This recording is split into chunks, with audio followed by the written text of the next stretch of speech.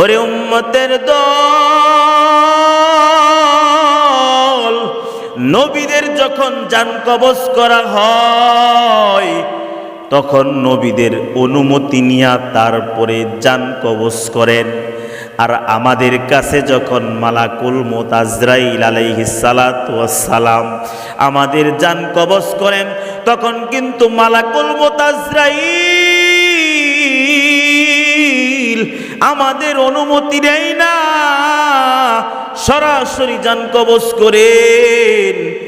কিন্তু নবীদের ক্ষেত্রে এমনটা হয় না। নবীদের ক্ষেত্রে সরাসরি নবীদের জান কবজ করা হয় না, আগে নবীর অনুমতি নেয়, তারপরে নবীদের জান কবজ করা হয়।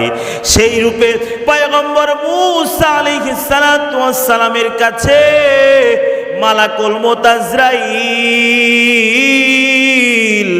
মানুষের বেশ ধারণ করে পয়গম্বর মূসা নবীর কাছে সে বলল, আমি আপনার জান কবজ করতে চাই, আপনি কি এখন আপনার জান কবজ করার অনুমতি দিবেন? মালাকুল মউত আজরাইল পয়গম্বর মূসা আলাইহিস সালাতু ওয়াস সালাম মালাকুল মউত আজরাইলকে জিজ্ঞাসা করলেন, তুমি কে?